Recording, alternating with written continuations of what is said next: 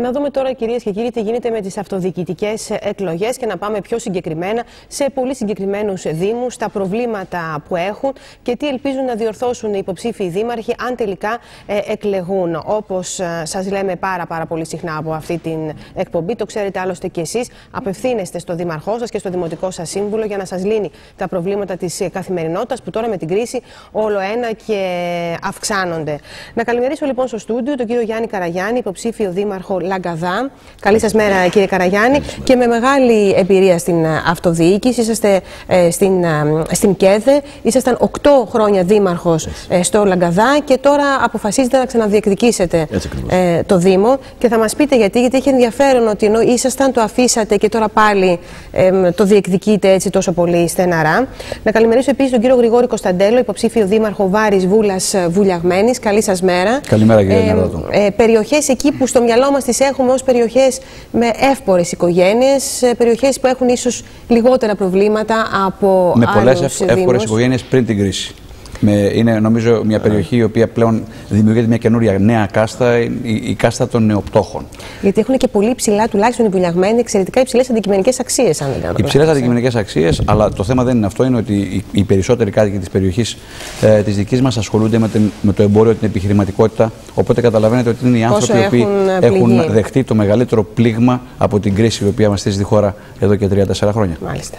Τον κύριο Χάρη Παπαδόπουλο να καλημερίσω, υποψήφιο δημοτικό σύμβουλο με τον Άρη Σπηλιοτόπουλο, με το συνδυασμό Αθήνα Μπορείς, για την Αθήνα, κύριε Παπαδόπουλε, σκηνοθέτης, σε άλλο, δηλαδή στον κόσμο του πνεύματος, του πολιτισμού, και τώρα αποφασίζετε πολύ ενεργά να μπείτε σε αυτή τη διεκδίκηση για την Αθήνα. Το πιο σημαντικό κομμάτι νομίζω για μια πόλη είναι ο πολιτισμός. Να γίνει πια η Αθήνα κέντρο πολιτισμού, παγκόσμιου πολιτισμού. Γιατί τα λέμε στα λόγια, αλλά πρέπει κάποια στιγμή να γίνει κιόλας. Ναι, γιατί για να γίνει αυτό θα χρειαστεί κάποιοι άνθρωποι να κάνουν κάποια πράγματα. Δεν γίνεται ως διαμαγείας. Σίγουρα όχι με λόγια. Εξάλλου ζούμε κάτω από τη σκιά της Ακρόπολης. Αυτό είναι πολύ σημαντικό. Και να καλημερίσω και τον κύριο Δημήτρη Φερεντίνο, υποψήφιο δημοτικό σύμβουλο, με το συνδυασμό του κυρίου Κωτηλάκη στη Νέα Σμύρνη, με το συνδυασμό ποιότητα ζωής. Καλή σας μέρα, κύριε Φερεντίνο. Δάσκαλος. Δάσκαλος ειδικής αγωγής και εκπαίδευσης. Διευθυντής σε σχολείο. Διευθυντής σε δημοτικό σχολείο. Είμαι στο Παλαιό Φάληρο. Στο Παλαιό Φάληρο. Όμαρα σχεδόν. Εκείνο που επιδιώκει ο δήμαρχος, ο κύριος Κουτελάκης, είναι να κάνει ένα Δήμο αλληλέγγυο προς τους πολίτες.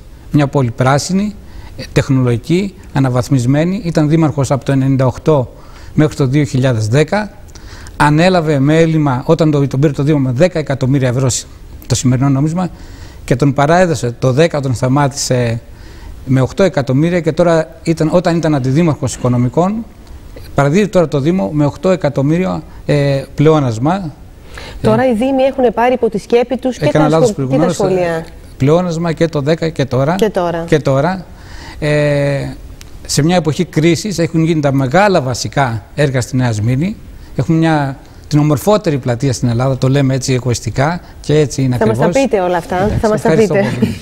Λοιπόν, και να ξεκινήσω με τον κύριο Καραγιάννη. Γιατί πάλι τώρα κατεβαίνετε διεκδικώντας τον δημαρχιακό θόκο στο Λαγκαδά? Τι είναι αυτό που πιστεύετε ότι λείπει από το Λαγκαδά και πρέπει να αλλάξει, κύριε Καραγιάννη? Κοιτάξτε, η διαδρομή μου δεν είχε κάποιο σταματημό. Ήμουνα και τα προηγούμενα χρόνια επικεφαλής της αξιωματικής αντιπολίτευσης στο Δήμο Λαγκαδά. Αυτό το οποίο έχω να πω είναι ότι έζησα μέσα από την ΚΕΔΕ όλη τη διαδικασία των νομοσχεδίων που περάσαμε στον Καλλικράτη. Ήμουνα και στις επιτροπές οι οποίες συζητούσαμε με τα Υπουργεία και εκφράσαμε με κάθε τρόπο την αντίρρησή μας στον τρόπο που πήγε και η χωροταξία αλλά και το θεσμικό πλαίσιο να στηθεί. Όλα αυτά τα χρόνια βιώσαμε τις διάφορες αλλαγές και σε θεσμικό επίπεδο αλλά και σε πολιτική ηγεσία του Υπουργείου Εσωτερικών. Μέσα από αυτές τις αλλαγές και μέσα από τα νομοσχέδια τα οποία προωθήθησαν δεν είδαμε κάτι να αλλάζει. Αντιθέτως, τα λάθη και οι αστοχίες του Καλλικράτη μόνο το τελευταίο διάστημα με τον τελευταίο νόμο προσπάθησαν ουσιαστικά να διορθωθούν, τον 4257. Όλα αυτά τα χρόνια της ενασχόλησης μας έχουν δημιουργήσει ένα προβληματισμό. Πώς αυτός εδώ ο καλλικρατικός νόμος, πώς αυτή εδώ η νέα χωροταξία η οποία έχει στην Ελλάδα μπορεί να είναι αποτελεσματική και χρηστική. Εγώ σας βεβαιώνω ότι ο Καλλικράτης, και είναι εδώ ένα πολύ μεγάλο, ένα ιδιαίτερο παράδειγμα ο Δήμος Λαγκαδά, όπου 7 παλιοί δήμοι συνενώθησαν σε ένα, όπου είναι μια περιοχή χωροταξικά, ξεκινάει από τις Σέρρες και καταλήγει στον Πολύγυρο, με 60.000 κατοίκους, 48 οικισμούς και με τεράστια προβλήματα, όλα αυτά μας δίνουν ένα κίνητρο πέρα από το θεωρητικό επίπεδο, πέρα από το θεσμικό, να προσπαθήσουμε στην πράξη να γίνουμε χρήσιμοι στον πολίτη, να δώσουμε κοινωνικό πρόσωπο και κοινωνικές δομές ακόμα περισσότερο και φυσικά, μιλώντας τοπικά και ειδικά, να διορθώσουμε τις αστοχίες της σημερινής διοίκησης του Δήμου Λαγκαδά.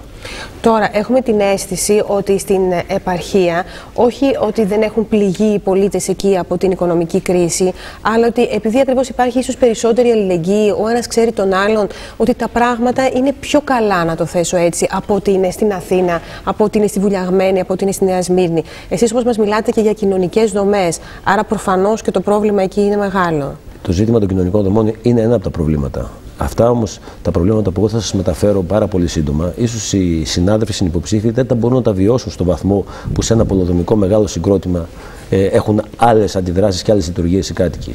Το θέμα της ασφάλειας των κατοίκων της περιοχής από τις συνεχείς κλοπές, ανοχήρωτα σπίτια, το ένα μετά το άλλο να μπαίνουν μέσα οι κλέφτες. Το θέμα της υγείας, της υποβάθμισης της λειτουργίας των κέντρων υγείας, των δημοσίων υπηρεσιών που μία μετά την άλλη κλείνουν, της υπολαθάνουσας αστικής συγκοινωνίας, η οποία στην ουσία δεν εξυπηρετεί. Αυτά τα θέματα αφορούν μια ποιότητα ζωής, την οποία μπορεί ένας Δήμος να μην είναι καθήλυνα αρμόδιος στο 100%, όμως οι παρεμβατικές κινήσεις που πρέπει να κάνει πρέπει να είναι άμεσες και κάθετες. Και ποιες μπορεί να είναι, γιατί αυτό που μας λέτε για την ασφάλεια έχει να κάνει με το Υπουργείο Προστασίας του Πολίτη, έχει να κάνει με την αστυνομία, το να υπάρχει αστυνομία, να υπάρχει αστυνόμευση. Τα κέντρα υγείας, έχουμε δει τι έχει γίνει με τις αλλαγές όλες αυτές στον χώρο της υγείας, και εκεί θα πρέπει να υπάρξει στελέχωση. Και επίσης και με το θέμα των γιατρών. Έχουμε την αίσθηση ότι πολύ συχνά γιατροί, ακόμη και αν τους προταθεί, δεν θέλουν να φύγουν από τα μεγάλα κέντρα για να πάνε στην επαρχία. Δυστυχώς υπάρχει μια νομιογένεια και υπάρχει και μια αδικία και στην κατανομή των γιατρών και ιδιαίτερα των αγροτικών γιατρών και στην εξυπηρέτηση του πολίτη σε όλα τα επίπεδα. Είτε αυτό λέγεται υγεία, είτε λέγεται κοινωνικές υπηρεσίες. Σας τονίζω ένα ιδιαίτερο χαρακτηριστικό. Ότι σήμερα υπάρχουν χωριά τα οποία είναι των 1.000 κατοίκων, των 2.000 κατοίκων που έρχεται μία φορά την εβδομάδα αγροτικός ιατρός. Ή υπάρχουν κέντρα υγείας τα οποία δεν έχουν ειδικότητες. Ή υπάρχουν κέντρα υγείας τα οποία δεν έχουν ασθενοφόρο να εξυπηρετήσουν στην κρίσιμη στιγμή τον ασθενή. Θα μου πείτε, αυτός είναι ο ρόλος της αυτοδιοίκησης? Βεβαίως, έχουμε και βάσει του συντάγματος και με τον 3852 τον Καλλικράτη, έχουμε πάρει μια σειρά από νέες αρμοδιότητες και πολλές από αυτές χωρίς πόρους.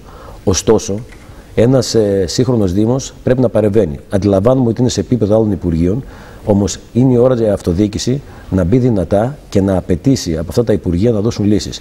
Το να μας μεταφέρουν το πρόβλημα και το μεταφέρω από τη Θεσσαλονίκη το πρόβλημα και να μας λένε ότι είναι σε επίπεδο Αθηνών, σε επίπεδο Υπουργείου, για μας δεν είναι λύση, δεν είναι πανάκια. Σας λέω ότι η δικιά μας τουλάχιστον πρόταση και που η οποία καταθέτουν στους συμπολίτες είναι άκρως παρεμβατική και κάθετα θα ζητήσουμε και τη στελέχωση όλων αυτών των υπηρεσιών και δεν θα μείνουμε στα στενά όρια που φοράει το κουστούμι του Δημάρχου.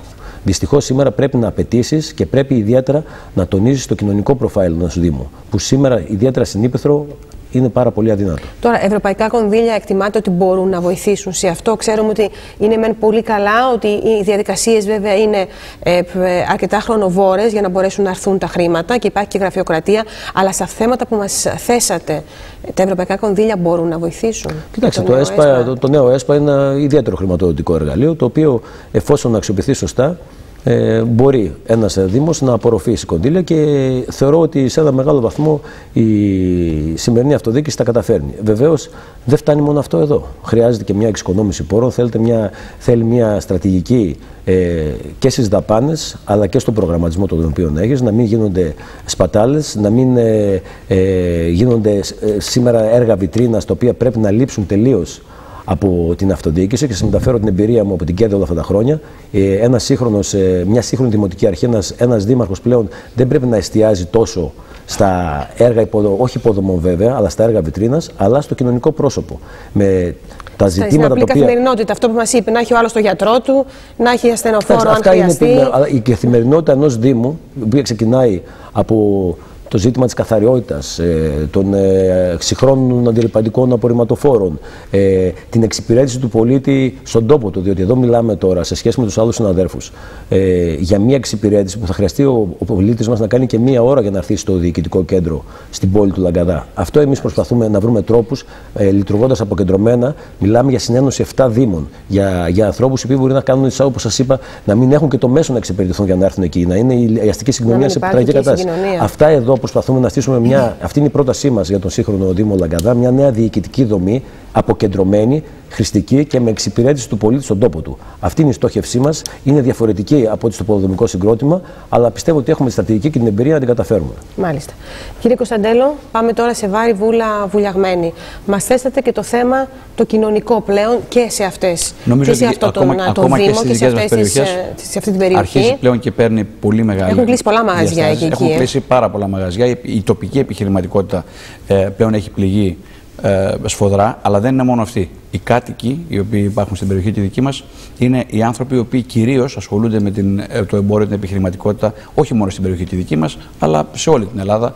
Και εκεί έχουν υποστεί πολύ σοβαρές απώλειες και αυτό φαίνεται μάλιστα από στοιχεία τα οποία έχουμε. Σήμερα υπάρχει περίπου το 20% των ιδιοκτησιών τα οποία υπάρχουν μέσα στα όρια του Δήμου βρίσκονται σε κάποια περίεργη ιδιότυπη, σε ένα ιδιότυπο καθεστώς ομηρίας όσον αφορά οφειλές και χρέη. Έχουμε δείχτες ανεργίας πλέον, οι οποίοι είναι εξωφρενικοί, δηλαδή στις ηλικίες κάτω των 35 ετών, με τα στοιχεία τα περσινά του ΟΑΕΔ, η Βάρη Βούλα και η Βουλιαγμένη έχει ποσοστό ανεργίας 38,5%. Στοιχεία τα οποία δείχνουν ότι συνεχίζει ακόμα και μια πρώην εύπορη περιοχή, μια όμορφη πρικισμένη περιοχή, να μαστίζεται από σφοδρά κοινωνικά προβλήματα. Κύριε Κωνσταντέλο, εκεί τι μπορεί να κάνει η Δημοτική Αρχή όμως? Γιατί αυτά είναι τα προβλήματα που έχει η χώρα. Ναι, εκεί πώς μπορεί ο Δήμος να παρέμβει? Με μείωση δημοτικών τελών, με το να φτιάξει, να πω εγώ έτσι, τα πεζοδρόμια ή να καλυτερεύσει το περιβάλλον έτσι ώστε να έχετε περισσότερος κόσμος και από τις άλλες περιοχές της Αττικής? Θα σας πω πρώτα απ' όλα το πρόβλημα γενικότερα της τοπικής αυτοδιοίκησης είναι πολυεπίπεδο. Νομίζω ότι ο κ. Καραγιάννης και με την εμπειρία του και με τις παρεμβάσεις που έχει κάνει στην ΚΕΔΕ διαχρονικά το περιέγραψε πολύ σωστά. Το θέμα είναι ότι η τοπική αυτοδιοίκηση πήρε μια σειρά από αρμοδιότητες μετά από τη διαδικασία του Καλλικράτη, χωρίς να πάρει τους αντίστοιχους πόρους. Εδώ μειώθηκαν οι πόροι. Πόσο μειώθηκαν? 70% έχουν μειωθεί οι πόροι. Έχουν φτάσει στο 60%. Οι κεντρικοί αυτοτελείς πόροι, δηλαδή τα χρήματα τα οποία πήγαιναν στην τοπική αυτοδιοίκηση για να φτιαχτούν υποδομές, να υπάρξει κοινωνική πρόνοια, έχουν μειωθεί περίπου κατά 40%. Η τοπική αυτοδιοίκηση είναι πλέον ο φτωχός συγγενής της κρατικής μηχανής. Αυτό πρέπει να το λάβουμε υπόψη μας, γιατί πρέπει να ξέρουμε τι απαιτήσεις έχουμε από ένα φορέα, ο οποίος βρίσκεται στα όρια της οικονομικής κατάρρευσης. Γιατί οι περισσότεροι δήμοι, όχι από κακή διαχείριση, αλλά ουσιαστικά από μη δυνατότητα, ανεπάρκεια πόρων, έλλειψη πόρων, καταφεύγουν σε μεθόδους οι οποίες έχουν να κάνουν με καθυστέρηση πληρωμών, με ακόμα και πάυση πληρωμών, και δημιουργείται μια αίσθηση ότι υπάρχει τοπικό οικονομικό πρόβλημα, ενώ το πρόβλημα δεν είναι τοπικά το οικονομικό πρόβλημα, είναι συνολικά και καθολικά για όλες τις μονάδες αυτοδιοίκησης. Τώρα, εσείς ποιες είναι οι πρώτες παρεμβάσεις που θα θέλατε να κάνετε και στο παραλιακό μέτωπο? Γιατί είναι και ένα ανοιχτό θέμα και το παραλιακό μέτωπο. Βάζετε ένα πολύ μεγάλο θέμα. Δυστυχώς, το παραλιακό μέτωπο, αυτά τα μαγευτικά 49 χιλιόμετρα που έχουμε μπροστά μας, τα οποία χαρακτηρίζονται σαν τα ωραιότερα 49 χιλιόμετρα που υπάρχουν στην Ανατολική Μεσόγειο, δυστυχώς δεν ανήκουν στην διαχείριση του Δήμου. Υπάρχουν άλλοι φορείς κρατικοί, κτηματική εταιρεία του Δημοσίου, ΕΤΑΔ, διάφορες αμαρτωλές ή μη εταιρείες, κρατικές εταιρείες εννοώ, οι οποίες τα διαχειρίζονται αυτόνομα. Εκεί δεν μπορείτε να παρέμβετε καθόλου? Εμείς δεν μπορούμε να παρέμβουμε ευθέως. Μπορούμε να παρέμβουμε όμως γιατί έχουμε το απόλυτο συμφέρον. Η παραλία είναι το μπαλκόνι της πόλης. Φυσικά. Έχουμε λοιπόν τη δυνατότητα οτιδήποτε συμβαίνει εκεί να έχουμε λόγο άποψη και μέσα από την ανάπτυξη, γιατί υπάρχουν και περιοχές στο παραλιακό μέτωπο, οι οποίες δυστυχώς αυτή τη στιγμή είναι χωματερές, είναι αναξιοποιητές. Εμείς δεν λέμε πουδενή ότι αυτές οι περιοχές δεν πρέπει να αξιοποιηθούν. Θα πρέπει να αξιοποιηθούν με ήπια ανάπτυξη, όχι υπερανάπτυξη, όχι υπερεμπορευματοποίηση, και πάντα με γνώμονα την προστασία του περιβάλλοντος αφενός, αλλά αφετέρου και το συμφέρον της πόλης και των κατοίκων. Θα σας πω ότι υπάρχουν πολλά μοντέλα ανάπτυξης. Ένα από αυτά τα μοντέλα ανάπτυξης, παραδείγματος χάρη, είναι το ευρωπαϊκό της Νότιας Γαλλίας. Ένα άλλο μοντέλο ανάπτυξης είναι της Βραζιλίας. Εκεί που βλέπεις τη μαγευτική Κοπακαμπάνα. Και βλέπεις ότι είναι κτισμένα όλα τα ξενοδοχεία. Τα ξενοδοχεία, βλέπετε την χλειδί, αυτή την απόλυτη χλειδί, την οικονομική δραστηριότητα, και ακριβώς πίσω από αυτή την ανάπτυξη βρίσκονται οι φαβέλες, η κοινωνική αναρχία, η εγκληματικότητα. Γιατί αυτός ο πλούτος δεν πηγαίνει υπέρ της πόλης. Πηγαίνει υπέρ αυτών που διαχειρίζονται τα συγκεκριμένα συμφέροντα, τα συγκεκριμένες επιχειρήσεις, και η πόλη δεν παίρνει την κοινωνική υπεραξία που θέλει. Όσον αφορά τα ζητήματα της περιοχής μας, κι όμως, θα το πιστέψετε ή όχι, μία βόλτα θα σας πείσει, τα θέματα, τα αυτονόητα της τοπικής αυτοδιοίκησης, όπως είναι η καθαριότητα, όπως είναι ο φωτισμός. Ακόμα τα και πεζοδρόμια, αυτά, να τα θέσω και αυτό, μείζον θέμα και αυτό με τα πεζοδρόμια. Αυτά ακριβώς είναι πολύ μεγάλα, παρότι είναι αυτονόητα, είναι πολύ μεγάλα προβλήματα. Και η διαφορά μας με την σημερινή Δημοτική Αρχή είναι ότι πιστεύουμε ότι υπάρχουν ευκαιρίες που ο Δήμος έχει χάσει, αλλά δεν πρέπει να χάσει το παιχνίδι. Πρέπει οι ευκαιρίες αυτές να γίνουν έργα ουσίας, υποδομής και όχι να γίνουν έργα βιτρίνας. Με χρήματα μέσα από το ΕΣΠΑ, λέτε εσείς. Τα χρήματα μέσα από το ΕΣΠΑ, είμαστε ο μόνος Δήμος, θα σας πω, ο οποίος δεν χρηματοδοτήθηκε ούτε κατά €1, όχι γιατί δεν υπήρχαν χρήματα, αλλά γιατί δεν ζήτησε χρήματα από την περιφέρεια. Η περιφέρεια Αττικής μοίρασε 127 εκατομμύρια ευρώ. Και ο Δήμος Βάρης Βούλας Βουλιαγμένης δεν πήρε ούτε €1. Ούτε €1. Υπάρχουν χρηματοδοτήσεις ΕΣΠΑ, οι οποίες, θα σας δώσω ένα παράδειγμα. Ο Δήμος της Βάρης Βούλας Βουλιαγμένης πήρε από τα ΕΣΠΑ για να ολοκληρώσει κτηριακές υποδομές σχολείων 3,5 εκατομμύρια και ο γειτονικός μας Δήμος Γλυφάδας πήρε 19. Καταλαβαίνετε δηλαδή πόσο υπολοιπόμεθα σε ουσιαστικά πράγματα. Άρα μας λέτε ότι όλο είναι και πώς το διεκδικείς, πώς το σχεδιάζεις. Πώς το διεκδικείς και τι ακριβώς θες να κάνεις. Το κυκλοφοριακό. Μια μικροδιαχείριση ή θες να κάνεις να δώσεις μια προοπτική στην πόλη, να διεκδικήσεις δυνατά και από την κυβέρνηση, αλλά και ουσιαστικά από οποιαδήποτε οικονομική δραστηριότητα δημιουργείται στην πόλη. Γνωρίσατε και νομίζω το φιλοξενήσατε και κατά κόρον τα μέσα μαζικής ενημέρωσης την αγοροπολισία η οποία έγινε μέσα στην περιοχή τη δική μας του Αστέρα. Ναι. Έγινε μια πολύ μεγάλη αγοροπολισία. Από τις ωραιότερες περιοχές. Ζητήματα περιβαλλοντολογικά είναι ακόμα σε συζήτηση, όμως ένα ακόμα πιο κύριο θέμα είναι ποια είναι η κοινωνική υπεραξία που μια τέτοιου είδους πώληση, η οποία είναι της τάξης των 400 εκατομμυρίων και με ουρές 1,5 δισεκατομμυρίων. Τι όφελος θα έχει ο Δήμος, μας λέτε ουσιαστικά. Κανένα απολύτως, διότι δεν φροντίσαμε να είμαστε στην κατάλληλη ώρα, στην κατάλληλη θέση, με την κατάλληλη θέση. Όταν λέω την κατάλληλη θέση, την κατάλληλη επιχειρηματολογία. Όταν χάνουμε λοιπόν ευκαιρίες, ζημιώνουμε την πόλη. Όταν σχεδιάζουμε απλά αλσίλια, πάρκα και μικρές παρεμβάσεις οι οποίες φροντίζουν την εικόνα της πόλης εξωτερικά και δεν φροντίζουμε, χάνοντας ευκαιρίες, να φτιάξουμε, να δημιουργήσουμε υποδομές 20 ετίας, 30 ετών, 50 ετών για τις επόμενες γενιές, τότε νομίζω ότι δεν προσφέρουμε χρηστή υπηρεσία στην περιοχή και θα πρέπει να κατακριθούμε από τους δημότες και από τους πολίτες. Μάλιστα. Κύριε Παπαδόπουλε, τώρα εσείς είστε με τον Άρη Σπηλιοτόπουλο στην Αθήνα. Εσείς ως κάτοικος Αθηνών, ένας άνθρωπος που κυκλοφορείτε στην πόλη, στο κέντρο της πόλης, τι είναι αυτό που σας ενοχλεί κάνοντας τη βόλτα σας? Τι είναι αυτό που το βλέπετε και λέτε ότι αν εκλεγώ αυτό σίγουρα θα το αλλάξω, διότι δεν αντέχω άλλο να το βλέπω? Καταρχήν στην εταιρεία σκηνοθετών είμαι 14 χρόνια, από το 2000, και παλεύω πάντα για τη χαμένη συλλογικότητα, γιατί αυτό μετράει.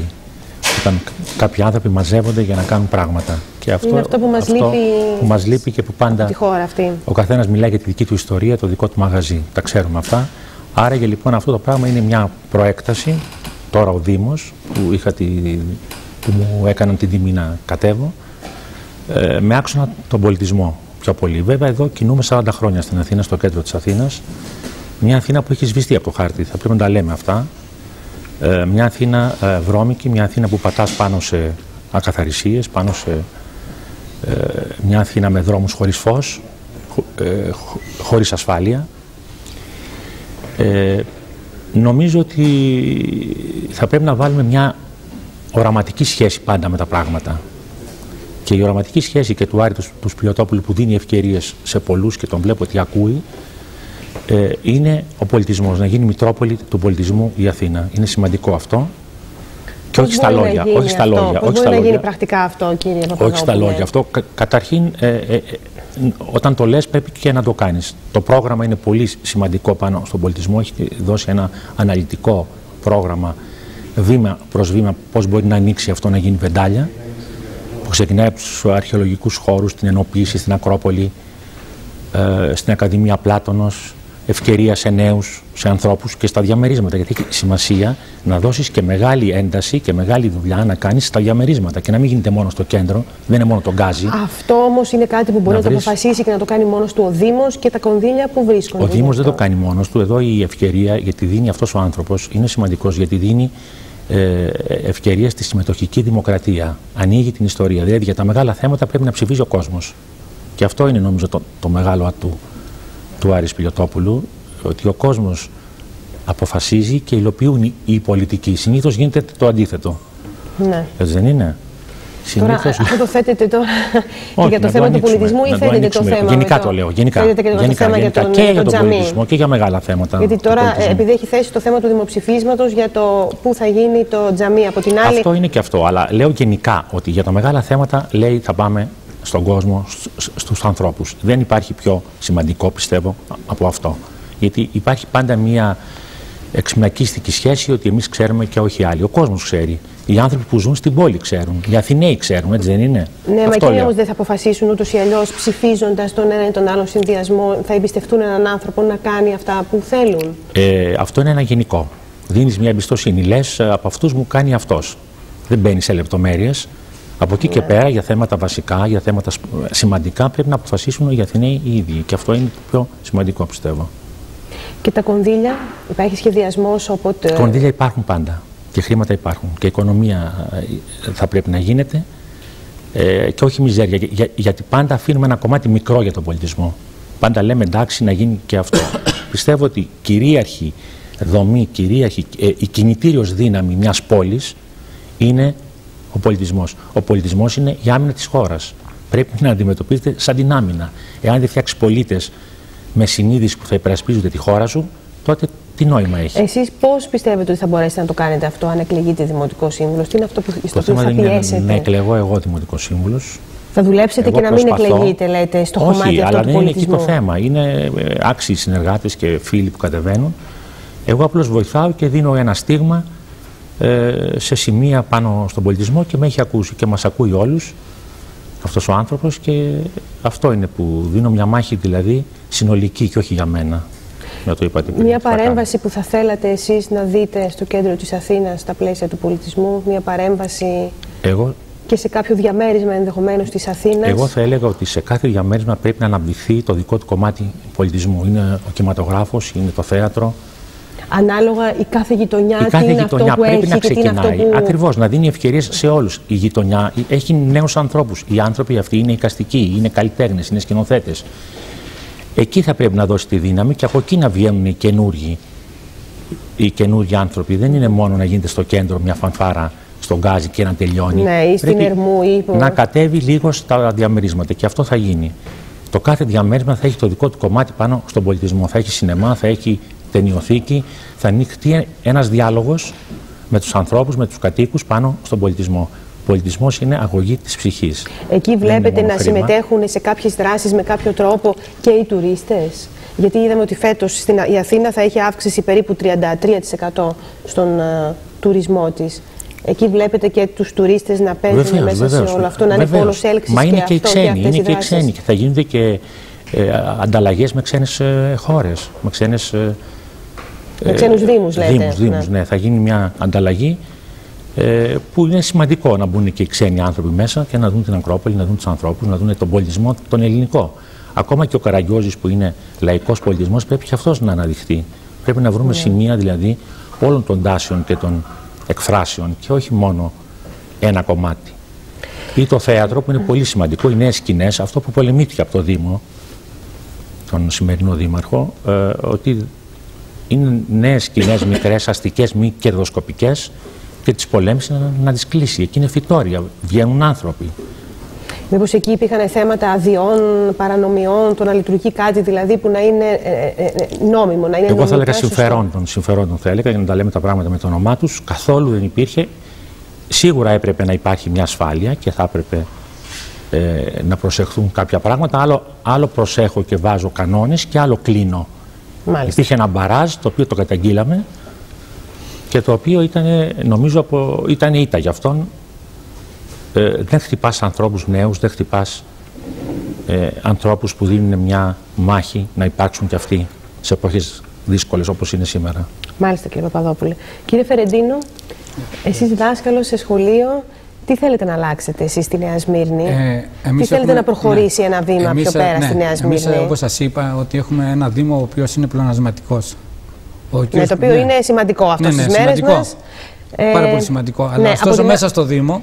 Από την άλλη, το πλεόνασμα αυτό, όπως μας έλεγε πριν ο κύριος Κουμουτσάκος, καλό είναι να χρησιμοποιείτε για να φτιάχνονται πράγματα. Να πω που προσδιορίζει ο κύριος Κουτελάκης το πλεόνασμα αυτό. Θα πάμε να παρεύουμε στις οικογένειες που έχουν μεγάλη ανάγκη.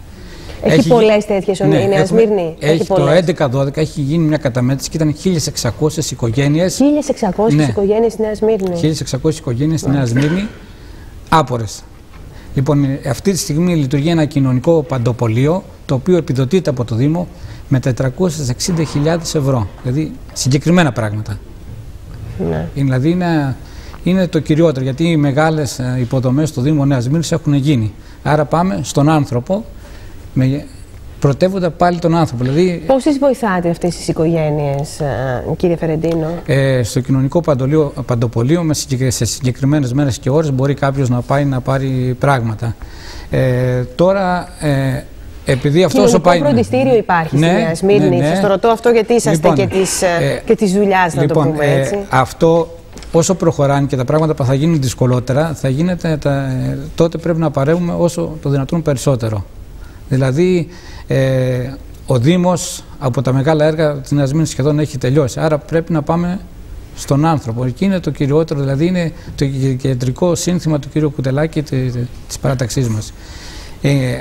Ξέρει το Δήμο πάρα πολύ καλά, τον διοικούσε από το 1998 μέχρι το 2010. Τώρα ήταν αντιδήμαρχος οικονομικών, άρα έχει όλη τη γνώση και την εμπειρία και τις δεξιότητες να έχουμε ένα έργο το οποίο θα ωφελήσει τον πολίτη. Δηλαδή αυτό είναι το κυριότερο. Δηλαδή οι δημότες, νομίζω ότι σε αυτό συμφωνούμε όλοι, να είναι ευχαριστημένοι. Και υπάρχει μια έρευνα που λέει οι δημότες στην Νέα Σμύρνη, ως προς την ποιότητα ζωής στην Νέα Σμύρνη, είναι κατά 78% ευχαριστημένοι. Άρα εμείς πρέπει να πάμε στις οικογένειες που έχουν πρόβλημα. Σπίτι, πολυκατοικία, πόρτα. Έχετε μιλήσει με αυτές τις οικογένειες, έχετε έρθει σε επαφή, εσείς ενδεχομένως και στο σχολείο να υπάρχουν... Εμείς στο σχολείο μας, ας πούμε, και σε όλα τα σχολεία, έχουμε καταγράψει τις οικογένειες που έχουν πρόβλημα και μέσω της αποστολής με την Ιερά Μητρόπολη Αθηνών, αλλά και μέσω του σχολείου βοηθάμε αυτές τις οικογένειες. Μαζεύουμε τρόφιμα στις μέρες, ας πούμε, πριν τα Χριστούγεννα, μετά τα Χριστούγεννα. Έτσι μπορούμε και τις βοηθάμε. Δηλαδή, εγώ στο σχολείο που διοικώ, αυτή τη στιγμή είναι 10 δέματα, τα οποία θα τις μεγάλα, δηλαδή πακέτα ολόκληρα, τα οποία θα μοιράσουμε στις οικογένειες οι οποίες έχουν πρόβλημα. Τα παιδάκια έχουν πρόβλημα με αυτό, κύριε Φερεντίνο, γιατί πολλές φορές μπορεί κάποιος να νιώθει έτσι αμήχανα, να νιώθει ντροπή. Να σας πω, σήμερα μια τάξη μου, δηλαδή είναι γενικότερο πρόβλημα, δεν είναι μόνο του Δήμου Νέας Σμύρνης. Σήμερα σε μια τάξη μου, τα παιδιά, η τετάρτη τάξη, πάει εκδρομή. Έχουμε 2 παιδάκια τα οποία δεν πληρώσαν την είσοδο στο εισιτήριο και ούτε το λεωφορείο ούτε τίποτα. Ήρθαν οι γονείς και συνοηθήκαμε. Ξέρουμε ποια παιδιά είναι αυτά και δεν πληρώνουν. Μα είναι πολύ σημαντικό αυτό να το ξέρετε. Είναι πολύ σημαντικό να σας εμπιστεύονται και να μπορούν να σας το πούν αυτό χωρίς ντροπή για να συνεισφέρετε. Είμαστε μέσα στην κοινωνία. Έτσι, ξέρουμε τον καθένα τι πρόβλημα έχει και παρεμβαίνουμε ανάλογα. Ανάλογα τις ανάγκες του καθενός. Εσείς τώρα προσωπικά, εσείς συμμετέχετε σε αυτό? Θα σας πω τώρα εγώ. Εγώ είμαι διευθυντής του Δημοτικού Σχολείου. Το 2010-2011 ήμουν στο 12ο της Νέας Σμύρνης. Κατόρθωσα με ένα σχέδιο εργασίας πολύ εκτεταμένο και πήρα από τον ΟΠΑΠ 50.000 ευρώ και κάναμε στη Νότια Αθήνα, γιατί για την Νότια Αθήνα ξέρω, το πρώτο δημόσιο ψηφιακό σχολείο με διαδραστικούς πίνακες. Δεν υπήρχε άλλο. Αυτή τη στιγμή λειτουργεί. Και με τη χορηγία του ΟΠΑΠ, μας λέτε. Δηλαδή με σχέδιο εργασίας συγκεκριμένο, με κόστος, τόσο κοστίζουν, τόσο η εκπαίδευση των δασκάλων, τόσο η ασφάλειά τους και είμαστε πολύ περήφανοι για αυτό το πράγμα. Δεν το έχουμε πει, λίγοι το ξέρουν, αλλά είναι στο σχολείο. Και πολύ καλά κάνετε και είσαστε πάρα πολύ περήφανοι γι' αυτό. Έτσι πρέπει να λειτουργούμε. Είναι αυτό που μας λέγατε κι εσείς, κύριε Καραγιάννου, τελικά και εσείς, κύριε Κωνσταντέλο, ότι κάνει τη διαφορά ο δήμαρχος, η δημοτική αρχή, ο άνθρωπος, ο δάσκαλος, όταν διεκδικεί πράγματα. Εγώ θέλω να πω ότι ο άνθρωπος πρέπει να είναι σαν το μυρμήγκι. Όπως δουλεύει το μυρμήγκι, όλοι μιλάμε για το μυρμήγκι. Έτσι. Ναι. Αθόρυβα, δεν μιλάει το μυρμήγκι, αλλά όλοι μιλάμε για το μυρμήγκι. Πόσο εργατικό είναι. Έτσι πρέπει να είναι οι άνθρωποι της τοπικής αυτοδιοίκησης. Να δουλεύουν, να παράγουν έργο. Εσείς το κάνατε βέβαια αυτό και ως απλός δάσκαλος, ως διευθυντής ενός σχολείου και σε μια χρονιά που και η εκπαίδευσή μας και οι άνθρωποι της εκπαίδευσης και οι δάσκαλοι, οι καθηγητές. Εγώ που μιλάω με τους δασκάλους στο σχολείο μου λένε ότι είναι ένα δυναμικό εργαλείο, διαδραστικό, βιωματικό και η διδασκαλία επιταχύνεται πάρα πολύ και ποσοτικά και ποιοτικά και έχουμε μεγάλα εκπαιδευτικά αποτελέσματα. Δηλαδή το παιδί μαθαίνει πολύ πιο γρήγορα. Να δώσω ένα παράδειγμα. Κάνεις για τη λίμνη στο Καστράκι, ας πούμε, στο Άγρινο. Δεν του δίνεις. Πού βαριούνται τα παιδιά συνήθως. Πατάς. Να πω και όπως το λένε οι έφηβοι, κουγκλάρεις. Να το πω. Λοιπόν, δείχνεις την εικόνα, δείχνεις πώς λειτουργεί ένας υδροηλεκτρικός σταθμός και τα παιδί δεν χρειάζεται να πεις πολλά λόγια. Η εικόνα μαζί με το λόγο γίνεται ένα και το παιδί πάει, το έμαθε.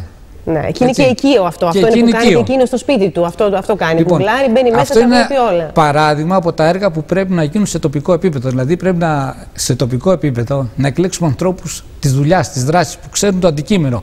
Δηλαδή, να βάλουμε ανθρώπους οι οποίοι σε κάθε τομέα, στην υγεία να βρούμε τον γιατρό, ο οποίος ξέρει το αντικείμενο. Στην πολεοδομία να βρούμε τον πολεοδόμο. Άνθρωποι της πράξης, της δράσης, οι οποίοι ζουν μέσα στην πόλη, ξέρουν τα προβλήματα, περπατάνε μέσα στην πόλη και λύνουν προβλήματα. Τώρα, κύριε Καραγιάννη, αυτό που μας είπε ο κύριος Φερεντίνος, που μας το έθεσε με το θέμα του ΟΠΑΠ, αυτή η συνεργασία μεταξύ Δήμου και όχι μόνο Δήμου, γενικά δημόσιου και ιδιωτικής πρωτοβουλίας, είναι κάτι που εσείς θα το βλέπατε να λειτουργεί και στο Λαγκαδά, ή εκεί τα δεδομένα είναι διαφορετικά? Σίγουρα οι καιροί αλλάζουν και πρέπει να προσαρμόζεται και η σύγχρονη αυτοδιοίκηση σε αυτό. Ωστόσο, εγώ είμαι αρκετά επιφυλακτικός. Θα πρέπει το θεσμικό πλαίσιο να χαλιβδοθεί, να συγκεκριμενοποιηθεί.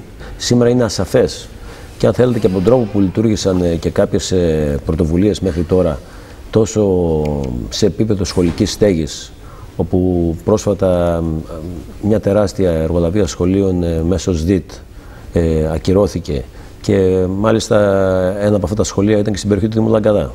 Άλλο θέμα αν δεν έγιναν οι προσπάθειες οι οποίες έπρεπε να γίνουν. Αλλά λέτε ότι πρέπει να υπάρχουν πολλοί. Αυτό μας έλεγε και ο κ. Παπαδόπουλος νωρίτερα, ότι πρέπει να υπάρχουν κανόνες, ότι όλα πρέπει να διέπονται από σαφέστατους κανόνες. Έτσι ακριβώς, κύριε Ναράτου. Το θεσμικό πλαίσιο θεωρώ ότι είναι ιδιαίτερα σαφές. Εμείς τώρα, αυτή τη στιγμή, έχω τιμή να συμμετέχω στην Κοινή Επιτροπή του Υπουργείου Εσωτερικών και ΚΕΔΕ για την κατάρτιση του νέου κώδικα, το ενιαίο κώδικα αυτοδιοίκησης. Και η πρότασή μας προς όλα τα κόμματα, δεν είναι μόνο προς το Υπουργείο, είναι ότι ό,τι έχει να κάνει σχέση με τη συμμετοχή του ιδιώτη στο ευρύτερο δημόσιο και δει στην αυτοδιοίκηση θα πρέπει να είναι απόλυτα συγκεκριμενοποιημένο. Όλα αυτά εδώ οδήγησαν μέχρι τώρα σε πολλά ζητήματα όσον αφορά την αποκομιδή των απορριμμάτων, σε πολλές αντιδράσεις. Όλα αυτά εδώ σήμερα πρέπει να επανακαθοριστούν και να μπει μία τάξη. Δηλαδή, αν δεν ξέρει μία δημοτική αρχή από πού μέχρι πού μπορεί να φτάσει, δημιουργούνται ασάφειες, πολλές φορές και αστοχίες και λαθασμένες πολιτικές. Νομίζω ότι αυτό δεν είναι ξεκάθαρο και το θεσμικό πλαίσιο πρέπει οπωσδήποτε να ξεκαθαρίσει άμεσα. Αν μου επιτρέπετε να παρέμβω εδώ. Μία κουβέντα μόνο, γιατί πρέπει να κλείσουμε, για να μας πει και μία κουβέντα ο κ. Κωνσταντέλος για το θέμα αυτό. Όταν μια δωρεά ένα σχολείο, δηλαδή η σχολική επιτροπή, να αποδέχεται ο διευθυντής, εκπρόσωπος του Δήμου, δηλαδή η κοινωνία, και εκπρόσωπος των γονέων. Δηλαδή είναι τρία άτομα που πρέπει να συνενέσουν. Δεν γίνεται έτσι απλά λέτε, όταν υπάρχει το θεσμικό πλαίσιο να πάρουμε τα χρήματα, να κάνουμε το σχολείο πιο δυναμικό και αυτάρκη. Και να λειτουργήσει καλά, εφόσον το κράτος σε κάποια απλό πράγμα. Αν διαφωνήσουμε, τότε μπαίνουμε σε άλλες κουβέντες. Πράγματι θα πρέπει να. Θα συμφωνήσω απόλυτα με τον κ. Καραγιάννη. Να υπάρχουν κανόνες. Δηλαδή, κύριε Φερεντίνο, ότι υπάρχουν αυτή τη στιγμή κανόνες. Όταν έχει μια δωρεά σε ένα σχολείο, ποιοι πρέπει να συνενέσουν. Ναι, πρέπει να συνενέσουν και μάλιστα πάρα πολύ αυστηροί και θεμελιωμένοι. Και με τον κύριο Κωνσταντέλο, θα μου επιτρέψετε, είχαμε κάνει τέτοιες συζητήσεις σε επίπεδο της ΚΕΔΕ. Είχε μάλιστα καταθέσει και απόψεις πάνω από το θέμα, κύριε Κωνσταντέλο. Είναι ξεκάθαρο ότι χρειάζεται η οποιαδήποτε συμμετοχή του ιδιωτικού τομέα να κινείται μέσα σε ένα κανονιστικό πλαίσιο. Αυτό το κανονιστικό πλαίσιο δεν υπάρχει, δημιουργείται τώρα και ελπίζω να δημιουργηθεί σωστά, γιατί μπορεί να οδηγήσει σε πολύ μεγάλα λάθη και πολύ μεγάλες τρευλώσεις. Και αφού δημιουργείται τώρα, είναι καλό να δημιουργηθεί απολύτως σωστά. Το πολύ σημαντικό είναι αυτό το οποίο λέει ο λαός. Ότι άμα δεν έχει συνήθεια να ξυστείς, δεν θα ξυστήσει κανένας άλλος. Δηλαδή θα πρέπει οι Δήμοι πλέον να αρχίσουν σταδιακά, να μην είναι σε εξάρτηση από τα δημοτικά τέλη ή από τους κεντρικούς αυτοτελείς πόρους ή από πιθανές παρεμβάσεις ή χορηγίες. Θα πρέπει να δημιουργήσουν οι ίδιοι τα λεγόμενα έξυπνα έσοδα. Να εξοικονομήσουν πόρους, να βάλουν νεοτερισμούς και καινοτομίες μέσα, οι οποίες υπάρχουν και δεν χρειάζεται να τις ανακαλύψουν οι ίδιοι. Μπορούν να πάνε στην κεντρική και βόρεια Ευρώπη και να αντιγράψουν πώς είναι τα μοντέλα αυτά. Αυτό που λέμε για όλα τα συστήματα, που λέμε και για την παιδεία μας κτλ., θα αντιγράψουμε ένα καλό σύστημα. Λοιπόν, εμείς έχουμε κατορθώσει στο Δήμο Νέας Μύρνης με ένα γερό κομμάτι. Έχει τελειώσει ο χρόνος. Ναι, θα πρέπει. 32. Τι θέλετε να πείτε, σας Εγώ θέλω να πω με ένα γερό κουμάντο του κυρίου Κουτελάκη, στα χρήματα των λαϊκά. Έχουμε ένα Δήμο πλεονασματικό, το οποίο τώρα είναι αντιδήμαρχος οικονομικών. Οπότε οι χρήματα υπάρχουν, δείτε, εσείς το έχετε καταφέρει. Χρήματα γιατί χάρη στη σωστή διαχείριση αυτού του ανθρώπου. Κύριε Παπαδόπουλε. Την Αθήνα, θα έλεγα εγώ έτσι, σαν φινάλε, τον παιδικό μας χρόνο, τον εφηβικό μας χρόνο, πρέπει να την ξαναπλάσουμε πάλι με πανάρχια υλικά πολιτισμού, γιατί και αξίζουμε και μπορούμε, νομίζω. Η εικόνα αυτή είναι η εικόνα ενός σκηνοθέτη που μας περιγράφεται. Όχι μόνο. Η Αθήνα των Βαλιών. Σκηνοθέτες είμαστε όλοι της ζωής, της καθημερινότητας. Λοιπόν, να σας ευχαριστήσω πάρα πολύ, κύριοι.